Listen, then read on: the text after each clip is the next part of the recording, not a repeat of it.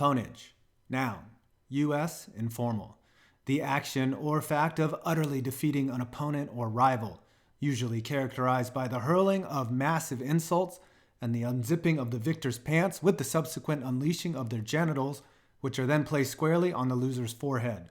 Ponage has made its ranks as a staple term of the video game industry, and professional sports are not exempt from this terminology. Though slavery was outlawed in 1865, the practice of teams owning other teams has been going strong in the modern era of sports. Let's get down and dirty. These teams absolutely pwn their bitches. Before we get into the savage ponage, I want to thank SeatGeek for sponsoring this video. SeatGeek is a mobile app that aggregates ticket prices from all over the web, gives them a color-coded and numerical rating, lets you see the view from the seats before you walk in the joint, and is done with the convenience and security of your phone. If you download the app from the link below and enter in my code FPG in the Me tab, you will get $20 back on your first order. And hey, use that money to buy one pretzel and one soda. SeatGeek! The Yankees absolutely pwn the Twins. It used to be that the Yankees made the Red Sox their bitch, but since the curse of the Babe and Bucky Dent was exorcised, now the Yanks pwning the Twins is the most outright pwnage in all of baseball. Since 2003, the Yankees have proceeded to strip down the Twins to their boxers and brutalize them with the fire hose, with playoff series win after playoff series win, beating them 8-1 in Game 4 to clinch the division series. Then, in the next year, it looked like you had it all figured out with Johan on the bump, but then the Yankees used the Twins' mouths like toilets and ended Game 4 in extras, fueled by this wild pitch by Kyle Loesch.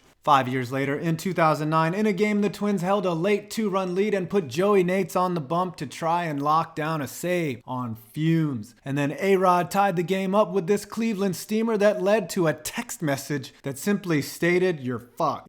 The next game was an MMA-level beatdown that completed the sweep. Luck would have them meeting again in 2010, and the Yankees swept the Twins out of the building, extending their postseason losing streak to 12 games, the Yanks serving up 9 of those delicious strawberry shortcakes of failure. And the Twins thought they would avoid losing to the Yanks while they rebuilt, but no sir, in the wildcard game this year, they struck first with 3 runs, but all that seemed to do was rile up their overlords and cause them to beat them down 8-4, them draping their nuts on them like magnetic sludge. That one gets a damn son. The Ravens pwn the Browns. It's one thing to knock up your girlfriend and leave town. It's another thing that every time you come back into said town, you absolutely treat your bastard son like one of AP's kids. And that's what the Ravens do to the Browns every year, as the division rivals match up 2 times, and the Ravens have won 28 of the 37 matchups since the rivalry began in 1999. It's bad enough that the Ravens have won 2 Super Bowls since Art Modell took a hearty-filled dump in the open chest cavity of the Cleveland fan base. It's even worse that from 2008 to 2013, the Ravens won every single game between these 2 franchises, 10 games total. We haven't seen a stretch of disgusting ponage like that since the limey Brits rolled into India. Of course, these 2 have never met in the playoffs, considering it's been 14 years since the Browns last even made it in, and they lost to their other overlords, the Steelers, in epic throat-gagging action. Jesus Christ, get the fuck out of bounds. Even worse, that isn't even the most Cleveland play in the history of Cleveland. This is.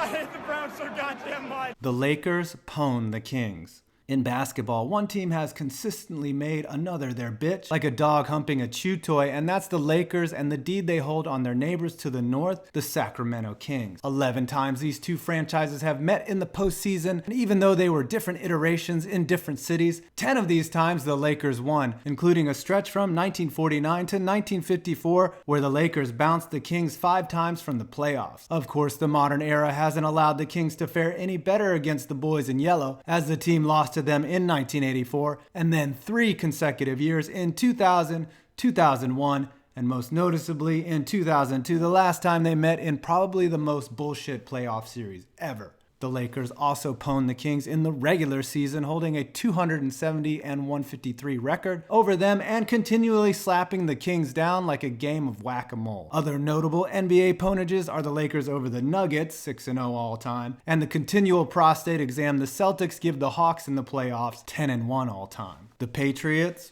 pwn the Steelers. There's few things you can count on in this world: death, taxes, stupid shit on the internet, and the Pats pwning the Steelers in the postseason, in particular, the AFC Championship game. Hell, even with some clever accounting, you can avoid taxes, but fuck it if the Steelers can't avoid the constant denial to the promised land that is the barbed wire fence of the New England Patriots. In 2001, young Tom Brady got taken out of the game and the Steelers looked readily on their way to one for the bung. But oh, the Pats still had Drew Bledsoe, who came in and sliced the Steelers up like Thanksgiving turkey, setting in motion the Patriots dynasty. Next came 2004, where Tom Brady got to enjoy the full game and dropped his nuts in Bill Cowher's mouth like he was at a wine tasting. The Pats simply outran and outplayed the Steelers in a 41-27 trouncing. And it looked as if you may squeeze one more championship out of Big Ben's crusty right arm last year, and even as the wild card, you might have finally pulled it all together and had a chance to put all those demons aside. And you proceeded to shit the bed like a drunk college student who thought 2 a.m. Taco Bell was a great idea. 36-17 was the final as the Pats went on to destroy the Falcons like whatever heavy construction equipment has done to Hope Solo. Of course, only one team owns the Brady-Belichick Pats, and that's the Derp Squad. The Penguins pwn the Caps. If there ever was a signed agreement between two teams that one of them would cede their rights to advancing in the playoffs to the other, it has to be the ironclad pwnage contract between the Capitals and the Penguins. Since 1991, the terms of the arrangement have been clearly outlined to include the most excruciatingly painful losses one fan base can possibly endure. You see, in 10 playoff matches, the Pens have broken the Capitals' hearts like an absentee father time and time again, making the term rock the red be more like bleeding out, as the Pens have delivered slice after slice to the Capitals' arteries. And like any legal document, let's review the terms that were laid out and the contractual obligations that were delivered. Article 1, in 1991, the Caps will make it past the first round and get their doors blown off by the Pens in the second. Please note, this will be a theme throughout this document.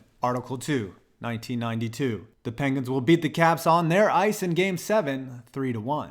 Article 3, 1994. The Caps will be given a reprieve and allowed to win one series against the Pens. However, it is agreed upon that they will get pounded like an oil well by the Rangers in the next round. Article 4. The Caps will resume to losing to the Pens in 1995 when they get shut out in Game 7 in the first round. Article 5. The Caps will meet the Pens in the next calendar year. The series will include an agreed-upon 4-overtime game in which Peter Nedved will score in the late morning hours, and the Pens will crush their dreams in 6 games. Article 6. In the year 2000, the Pens will start by drubbing the Caps 7-0 and clinching in 5 games. Article 7. As part of another 2-year choking commitment, the Pens will beat the Caps again in the first round, having it all end on a Martin Straka goal in OT. Article 8. Since it is also in Alexander Ovechkin's contract with the NHL that he is not permitted to get past the second round, it will be fitting that the Pens overcome a 2-0 hole in 2009 and beat the Caps in 7 games on their ice. Article 9. The Caps will be permitted to win a President's Trophy. However, all clauses involving Ovechkin will be enforced. In overtime, Nick Bonino will squarely be placed into Caps fans' nightmares for years to come. And lastly, Article 10. The Caps will be allowed to once again win the President's Trophy in 2016. Fan, I don't make the rules. You signed up for this. And the Pens' domination of you is the very definition of pwnage. Well, I hope you enjoyed this video, and don't forget to like, comment, and subscribe, and hit that notification bell when you do. And also don't forget to download the SeatGeek app and use my code FPG in the Me tab and get $20 back on your first order. Maybe you should be lining up your tickets to watch another pwnage in the future. I'm 5 Points Vids, and you made it